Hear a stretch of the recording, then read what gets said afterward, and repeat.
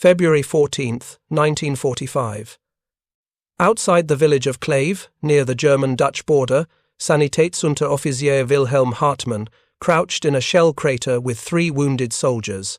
He'd been a combat medic for the Wehrmacht's 84th Infantry Division since 1942, surviving Stalingrad, Kursk, and the long retreat westward.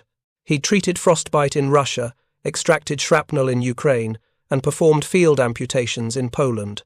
But what he witnessed in the preceding 72 hours had fundamentally altered his understanding of warfare. The Allied ground offensive had begun on February 8th. Hartmann expected artillery, he expected small arms fire, he expected the standard chaos of combined arms warfare. What he didn't expect was fire that stuck to human flesh and couldn't be extinguished, fire that burned through winter clothing in seconds, fire that turned men into torches that screamed until their lungs filled with superheated air and they suffocated while still burning. For the first time in his 3 years as a combat medic, Wilhelm Hartmann had begun carrying a white flag fashioned from a bedsheet, not for surrender, at least not his own, but because he'd realized that traditional medical treatment meant nothing when the weapon itself redefined what human injury could be. If you're enjoying this deep dive into the story, hit the subscribe button and let us know in the comments from where in the world you are watching from today. The story of German medics and napalm isn't primarily about the weapon's technical specifications, though those matter. It's about the moment when medical personnel trained in conventional trauma treatment encountered wounds that didn't fit any category they'd been taught. It's about the psychological collapse that occurs when healers realize they cannot heal, when training becomes irrelevant, and when the only medical intervention left is preventing the wounded from being burned a second time. 2. Understand what Hartmann witnessed, we must first understand what napalm actually was in 1945, how it differed from conventional incendiary weapons, and why German medical personnel who'd handled combat casualties for years found themselves completely unprepared for what American and British forces were deploying.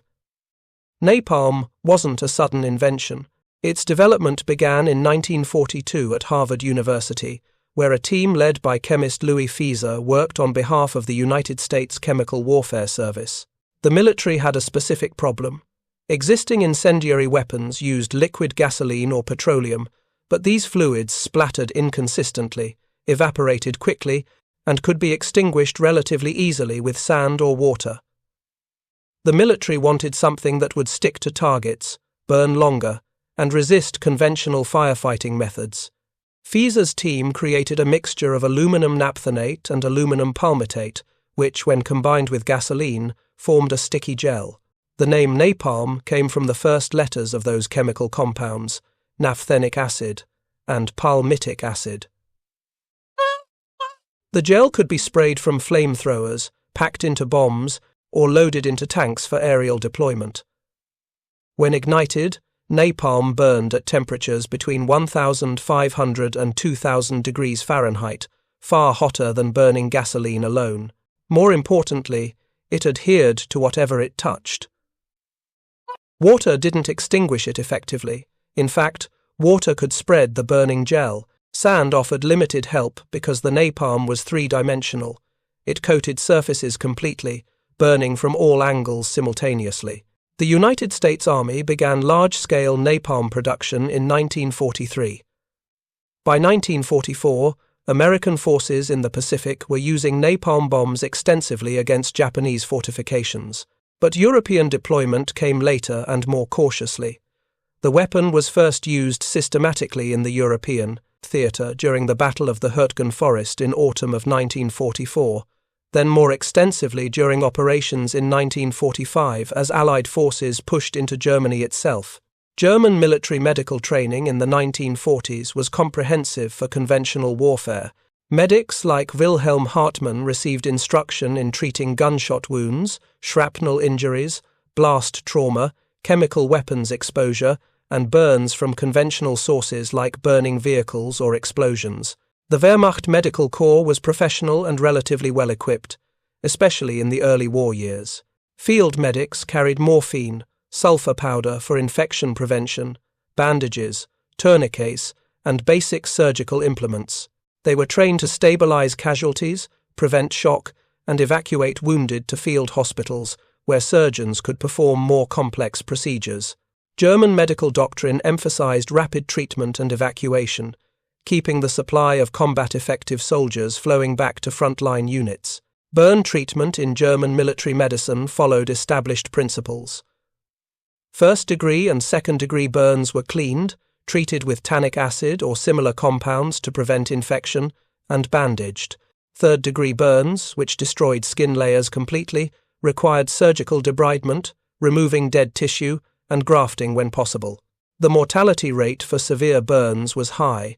Infection remained difficult to prevent, but established protocols existed. The critical assumption underlying all of this training was that burns came from brief, intense exposure to flame or hot surfaces. A soldier caught in a burning vehicle might receive terrible burns, but the burning stopped once he escaped the vehicle. Artillery explosions created burns, but these were typically flash burns, intense but momentary. Even flamethrower injuries, though horrible, involved relatively brief exposure, seconds rather than minutes. Napalm destroyed every assumption behind these protocols. When Wilhelm Hartmann encountered his first napalm casualties near Kleve in February of 1945, he initially tried applying standard burn treatments. He quickly discovered that standard treatments were not only ineffective but sometimes made injuries worse. The first problem was that napalm continued burning even after impacting the victim. Unlike a flash burn or brief flame exposure, napalm gel stuck to clothing and skin, creating burns that deepened over time. A soldier hit by a napalm bomb wasn't burned in an instant. He was being actively burned, continuously, while the medic tried to treat him. Hartmann's training said to remove contaminated clothing from burn victims, but removing clothing covered in burning napalm meant touching the napalm, which transferred the burning gel to the medic's hands and medical equipment. Several German medics in the Kleve sector sustained severe burns, simply trying to undress napalm casualties using conventional techniques. Hartmann learned, quickly and painfully, that the clothing had to be cut away without touching it directly, using instruments that would then have to be discarded because they'd be contaminated with gel that continued burning. The second problem was cooling the burns. Standard treatment involved cooling burned tissue to prevent deeper damage and reduce shock. With conventional burns, this worked. With napalm, pouring water on a victim often spread the burning gel across a wider area.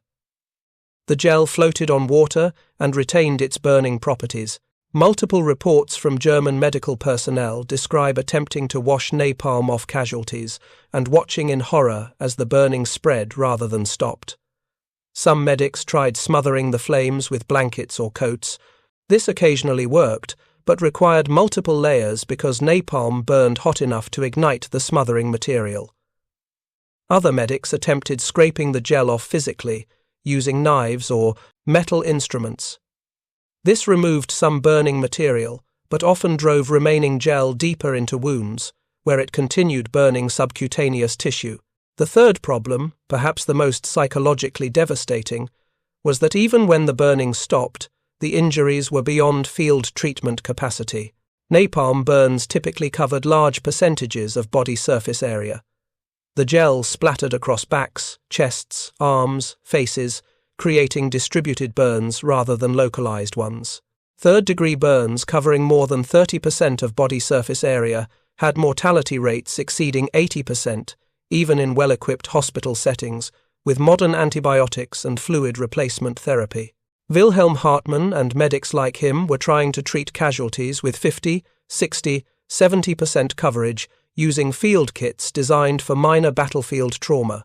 They had morphine to manage pain, but morphine couldn't replace the liters of fluid that burn victims lost through destroyed skin. They had sulfur powder to fight infection, but infection was almost irrelevant when patients died from shock within hours of injury. The psychological impact on German medical personnel was profound and multi-layered. First, there was the helplessness. Combat medics were trained to save lives. Their identity and purpose revolved around keeping soldiers alive. Napalm casualties died regardless of treatment, and they died slowly enough that medics had to watch them die while being unable to help. After the first week of intensive napalm bombing near Kleve, several German medics reported to their commanding officers that they could no longer effectively function. They were requesting reassignment or simply leaving their posts. Second, there was the horror of the injuries themselves. Battle-hardened medical personnel who'd seen amputations, evisceration, and skull fractures without losing composure found themselves breaking down when treating napalm burns. Post-war interviews with German medics consistently describe napalm casualties differently than other injuries. Other trauma was damage, terrible but comprehensible. Napalm casualties were described as unrecognizable, as having crossed some threshold beyond normal human suffering. Third, there was the recognition that this represented a kind of warfare for which Wehrmacht doctrine had no answer. German forces had used flamethrowers since World War I. They'd deployed incendiary bombs against cities. But the scale and effectiveness of American napalm deployment suggested a level of industrial chemical warfare capacity that Germany couldn't match. If the Allies could deploy this weapon routinely, in massive quantities, across entire sectors, what did that mean for German chances of military success? The white flags that Wilhelm Hartmann and other German medics began carrying weren't for personal surrender. They were attempts to create temporary ceasefires for casualty evacuation. Under the Geneva Convention, medical personnel were supposed to be protected, marked with Red Cross armbands, and allowed to retrieve wounded without being fired upon. In practice, frontline combat often made these protections meaningless. But with napalm casualties, German medics began actively seeking Allied acknowledgement during attacks. Reports from American and British units in the Kleve sector describe German medics standing and waving white flags or makeshift Red Cross banners during the immediate aftermath of napalm strikes. They weren't seeking to surrender their combat units. They were desperately trying to signal that they needed to retrieve casualties before those casualties burned completely. Some Allied unit commanders ordered temporary ceasefires when they saw these signals. Others didn't, treating the white flags as legitimate surrender attempts and demanding that German forces lay down weapons entirely. The confusion created tactical complications on both sides, but it also revealed something about the weapon's impact. German military doctrine didn't include protocols for medics independently declaring localized truces. The fact that this was happening anyway, that individual Sanitätsunteroffizieren were making battlefield decisions that contradicted orders to continue fighting, indicated that napalm had created a medical crisis severe enough to override military discipline. By late February 1945, Wehrmacht medical units operating in sectors where napalm was routinely deployed had developed informal protocols that differed significantly from official doctrine. Medics were instructed to hang back from advancing infantry, staying far enough behind that they could reach napalm casualties after the initial burning had subsided. This contradicted standard practice, where medics accompanied assault troops to provide immediate treatment for gunshot and shrapnel wounds. Medical personnel began carrying entrenching tools for scraping burning napalm gel off casualties, a task for which they had no formal training. Some units requisitioned fire extinguishers from damaged buildings and vehicles, though these proved only marginally effective. A few medics reported success using sand or dirt to smother napalm, essentially burying casualties temporarily to extinguish the burning, then excavating them for treatment. This was traumatic for everyone involved, but sometimes prevented total body burns. The most significant change was in triage philosophy. Standard military triage sorted casualties into categories: those who would survive with immediate treatment, those who would survive without immediate treatment, those who probably wouldn't survive even with treatment, and those who were already dead. Medics focused resources on the first category, maximizing survival rates for the unit overall. With napalm casualties, the categories collapsed. Virtually all napalm victims fell into the category of unlikely to survive even with treatment, especially severe cases. But there was a critical difference between a soldier who might live another hour versus one who might live another 15 minutes. The informal protocol that developed prioritized massive morphine doses for pain management over any attempt at curative treatment. This was battlefield hospice care, keeping men as comfortable as possible while they died, rather than combat medicine aimed at returning soldiers to duty.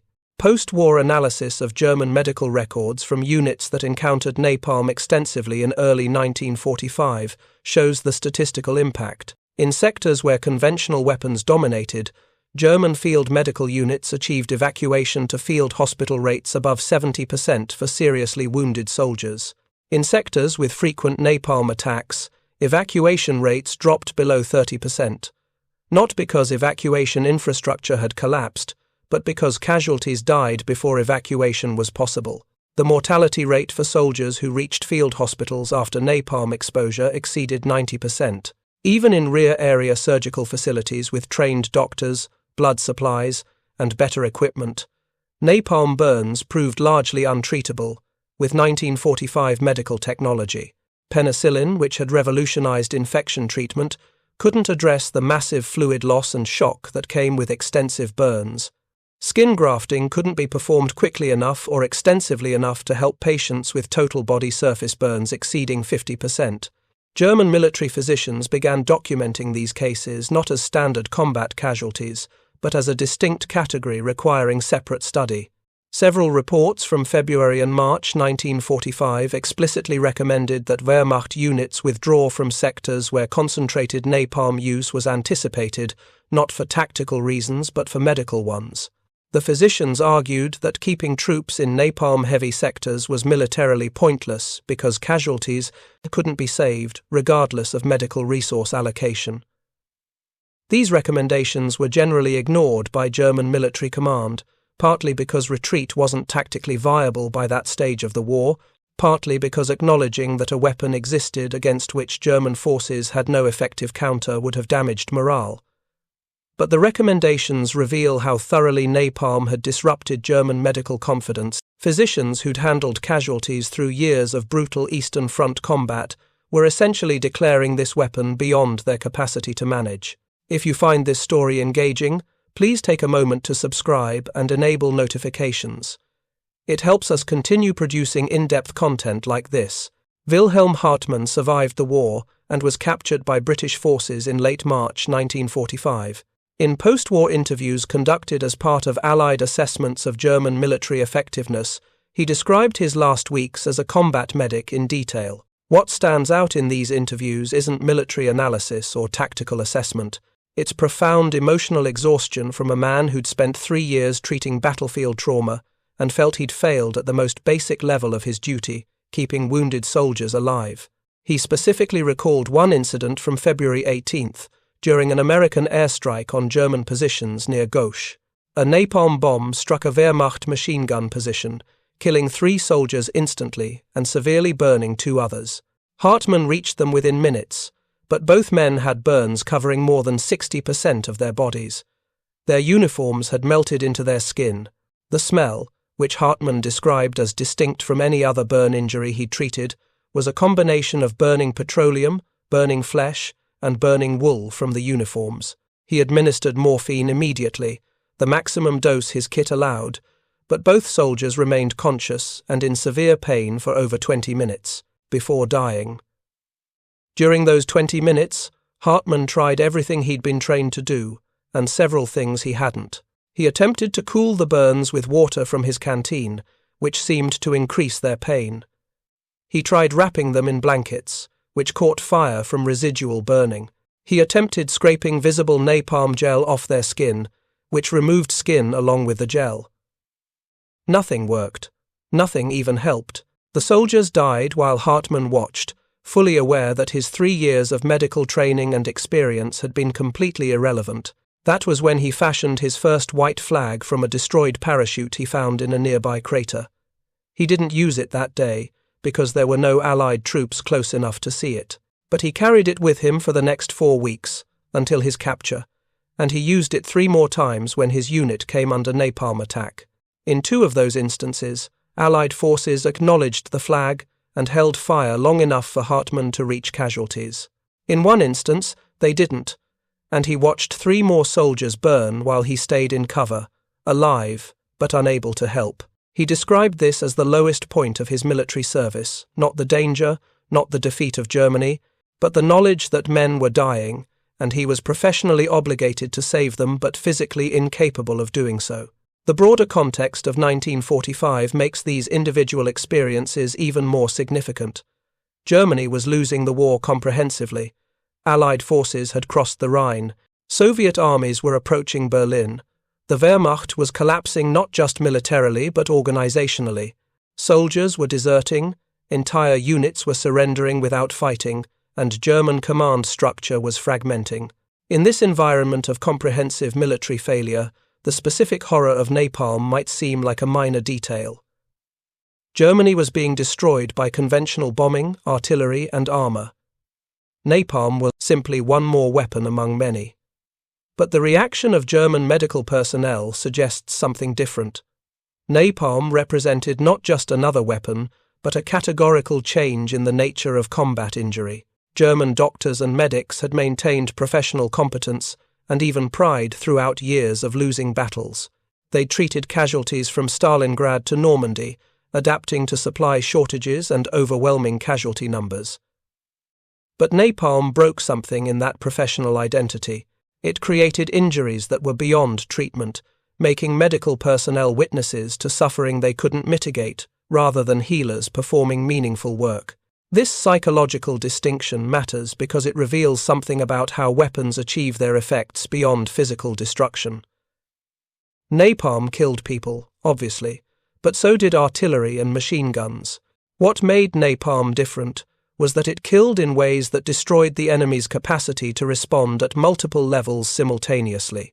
It killed soldiers, it rendered medical treatment meaningless, it created terror in units that witnessed its effects, and it demoralized medical personnel who'd maintained function through other horrors. The American and British perspective on napalm deployment in early 1945 was primarily tactical rather than humanitarian. Allied commanders viewed it as an efficient solution to specific military problems, particularly against fortified positions and entrenched defenders. The weapon's psychological effects on enemy morale were noted but considered secondary to its practical utility in reducing casualties among attacking Allied forces.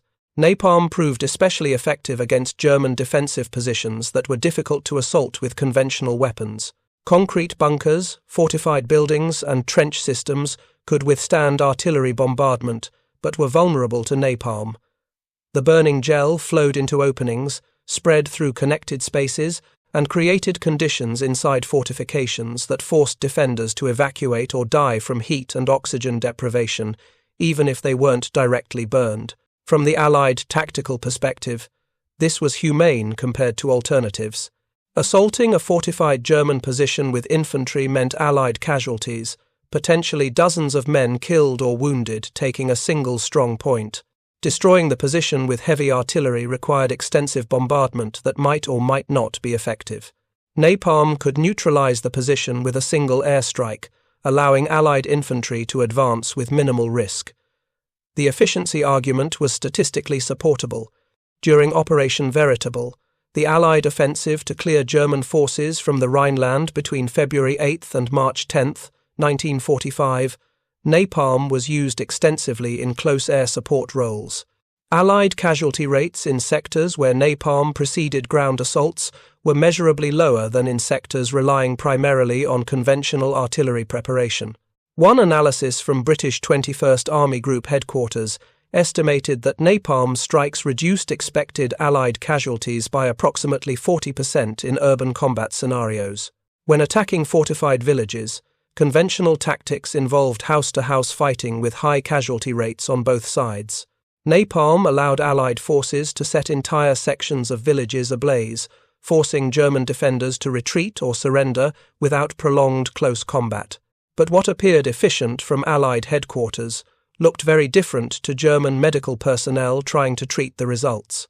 The disconnect between military effectiveness and medical horror created a moral tension that wasn't fully examined during the war, but became significant in post-war analysis.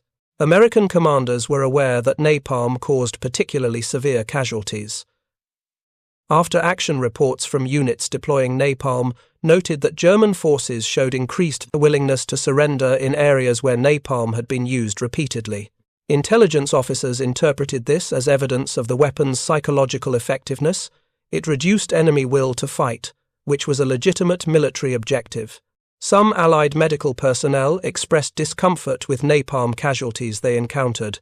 When German prisoners of war with napalm burns arrived at Allied field hospitals, American and British doctors faced the same treatment challenges that Wilhelm Hartmann had confronted. The burns were extensive, often covering more than 50% of body surface area. Fluid replacement was difficult. Infection was nearly inevitable. Mortality rates exceeded 90%, even with significantly better medical resources than German field medics possessed. A report from a British field hospital near Nijmegen in March 1945 documented 23 German POWs admitted with napalm burns. 21 died within 72 hours of admission, despite aggressive treatment including blood transfusions, fluid replacement, sulfur drugs, and penicillin.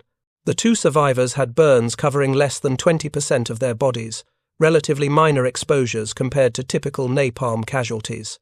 The British medical officer who wrote the report noted that these injuries were beyond the capacity of field medicine to meaningfully address, and recommended that POWs with severe napalm burns be given morphine for pain management rather than curative treatment, effectively the same conclusion Wilhelm Hartmann had reached from the German perspective.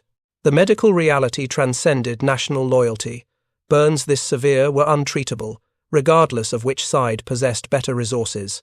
However, this medical assessment didn't translate into restrictions on napalm use. Allied command viewed the weapon as militarily valuable and its deployment as consistent with laws of war. Napalm was being used against military targets, fortifications, and troop concentrations, not deliberately against civilians. The severe nature of injuries it caused wasn't legally relevant as long as deployment followed legitimate tactical objectives. The Geneva Convention protections for medical personnel created complicated situations when German medics waved white flags during napalm attacks. Allied commanders had legitimate uncertainty about whether these were surrender attempts or requests for casualty evacuation truces. Some officers interpreted medical white flags as tacit admission that German units were combat ineffective and should surrender entirely. Others recognized the medical emergency and granted temporary ceasefires. There was no consistent policy because the situation hadn't been anticipated in military doctrine. The idea that medics would independently signal for truces while their combat units continued fighting wasn't covered in existing protocols. Some Allied units established informal communication with German medical personnel in their sectors, allowing brief pauses after napalm strikes specifically for casualty retrieval. Other units maintained continuous pressure, viewing any pause as tactically disadvantageous. From the German command perspective, individual medics carrying white flags without authorization was technically a breach of military discipline. Several Wehrmacht officers issued orders prohibiting medical personnel from signaling Allied forces without explicit permission. These orders were generally ignored by medics in the field, who prioritized treating casualties over following protocol, but they reveal the tension napalm created within German military hierarchy. Commanders wanted to maintain the impression of continued resistance and discipline even as their forces disintegrated. Medics waving white flags suggested panic and collapse, undermining the military posture commanders were trying to project. But preventing medics from seeking help for napalm casualties meant accepting that those casualties would die without any treatment attempt, which contradicted the military's obligation to care for wounded soldiers. This tension between military discipline and medical necessity occurred across the Wehrmacht's medical corps in early 1945, but it was specific to napalm. German medics didn't wave white flags when treating conventional artillery or gunshot casualties, even when overwhelmed by numbers. They understood those injuries and knew that their treatment, even if limited by resources, was making a meaningful difference. Napalm was different because treatment was futile regardless of resources or time available. The weapon's impact extended beyond immediate casualties to affect unit cohesion and combat effectiveness. German soldiers who witnessed napalm attacks developed specific fears that differed from reactions to conventional weapons. Artillery was terrifying but predictable. Soldiers could seek cover and wait for barrages to end. Napalm was terrifying and inescapable. Once the burning gel stuck to someone, there was no cover, no defense, only burning until death. Multiple German unit reports from February through April 1945 describe soldiers refusing to occupy defensive positions after napalm strikes in the same area.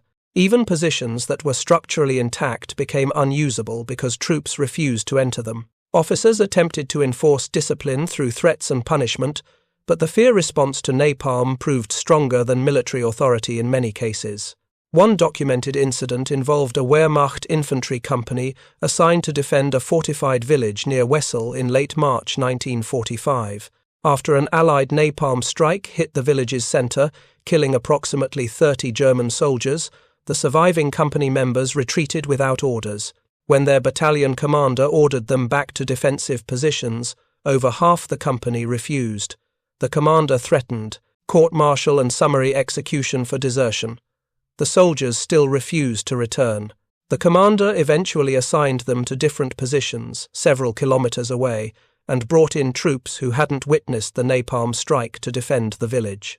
This solution worked temporarily, but it revealed a fundamental problem.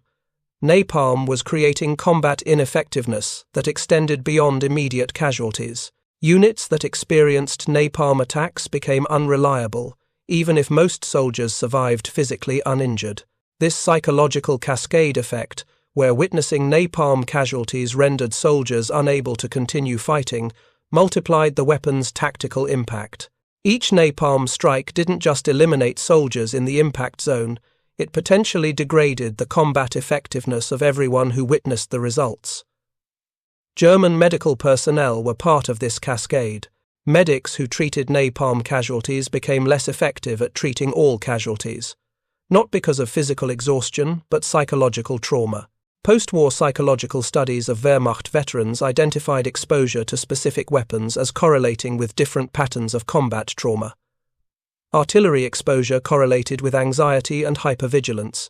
Urban combat correlated with difficulty with crowds and enclosed spaces. Napalm exposure correlated with unusually high rates of complete psychological breakdown, even among medical personnel who were supposed to be trained to handle traumatic injuries. Wilhelm Hartmann's post-war experience was typical of German medics who'd treated extensive napalm casualties. British medical officers who examined him after capture noted symptoms consistent with severe combat fatigue, inability to sleep, intrusive memories, emotional detachment, and stated unwillingness to continue medical work. He was hospitalized briefly, then sent to a POW camp in England, where he worked in camp administration rather than medical roles, despite his training.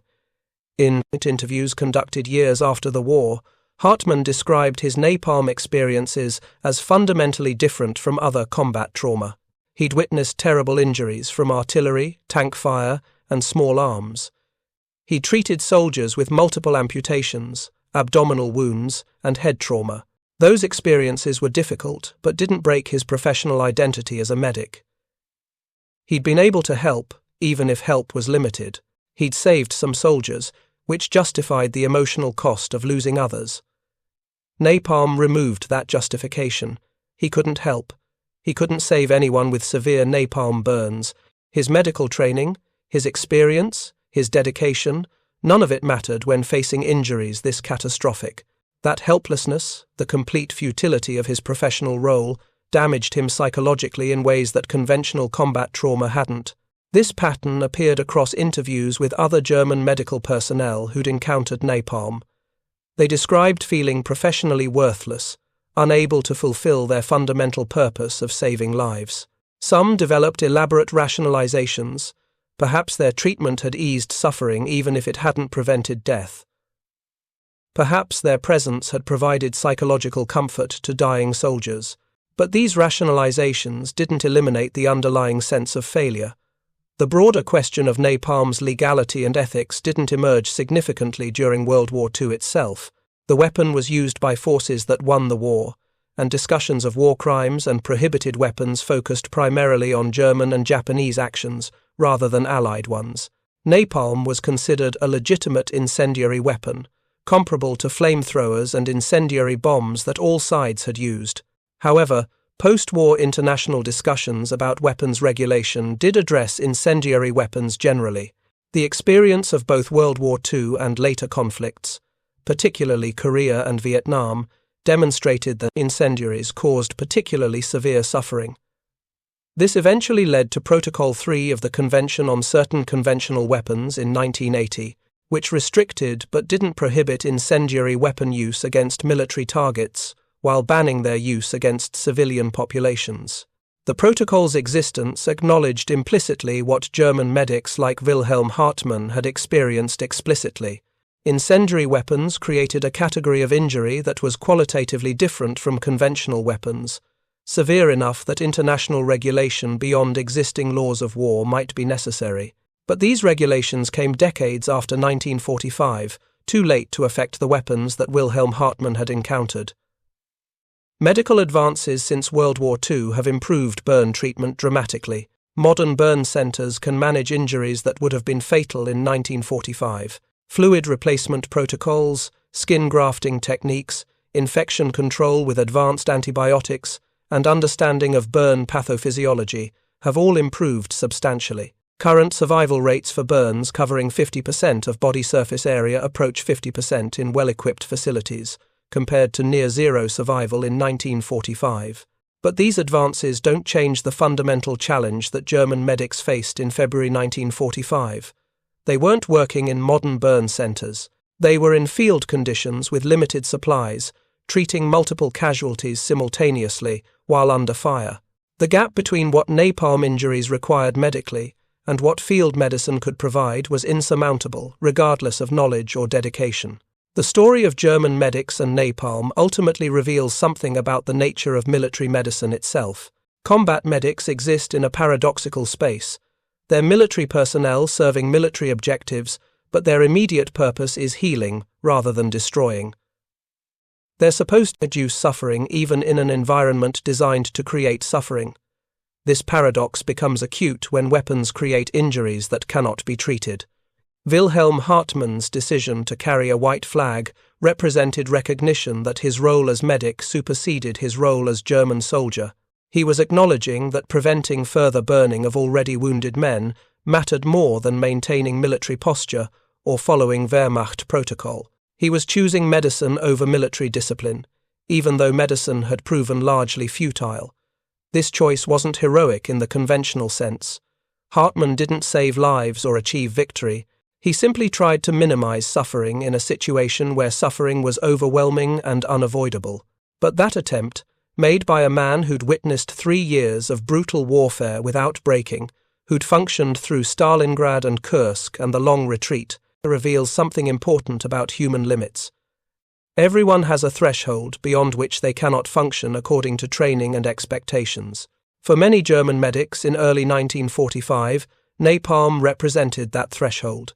Not because they were weak or cowardly, several continued treating other casualties effectively, but because the weapon created a medical crisis that exceeded what military medicine was designed to handle. The Allied forces that deployed napalm weren't committing war crimes by contemporary standards. They were using available weapons to achieve military objectives while reducing their own casualties. The fact that these weapons created particularly horrible injuries didn't make their use illegal. Warfare is horrible by nature, and severity of injury isn't the legal standard for prohibited weapons.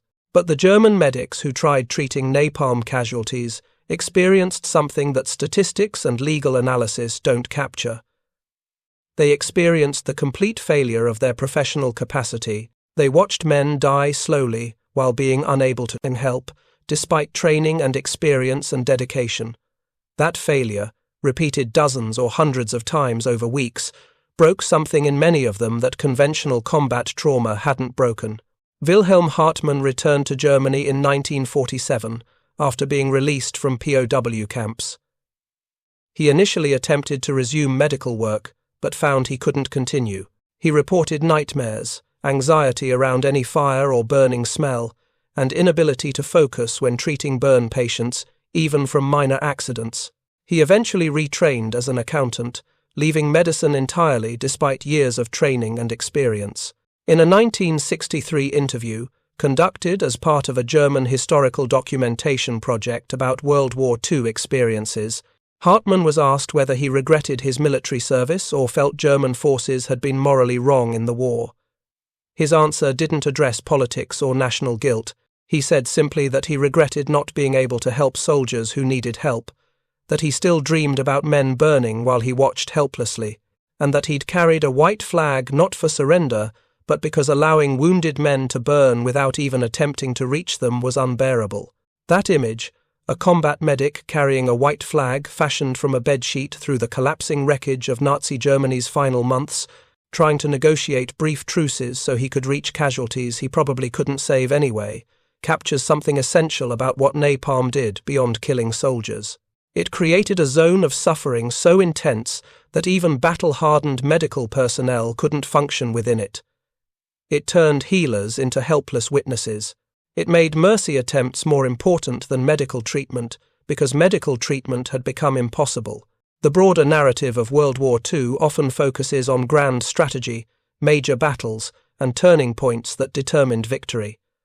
But wars are experienced by individuals, and for those individuals, the defining moments often aren't strategic victories but personal confrontations with limits. Wilhelm Hartmann's limit wasn't physical courage. He'd demonstrated that for years. It wasn't moral fortitude. He continued trying to help casualties when helping was futile. His limit was professional capacity. He reached a point where his training couldn't help, where his experience was irrelevant, where his dedication meant only that he had to watch suffering he couldn't mitigate. That's what napalm did to German medics in early 1945. It pushed them past the limit of what military medicine could address with field resources. It created injuries so severe that the only medical response was morphine for pain management and waiting for death. It forced men trained to save lives into a role where they couldn't save anyone, could only witness and try to reduce suffering marginally, while men died. The white flags they carried weren't symbols of surrender in the conventional military sense. They were admissions that medicine had failed, that treatment was impossible, that the only remaining intervention was preventing additional harm to soldiers who were already dying. In that sense, the white flags represented something beyond German defeat in World War II. They represented the defeat of medicine itself when confronting weapons designed to create injuries that exceeded medical capacity to treat. Thank you for watching. For more detailed historical breakdowns, check out the other videos on your screen now, and don't forget to subscribe.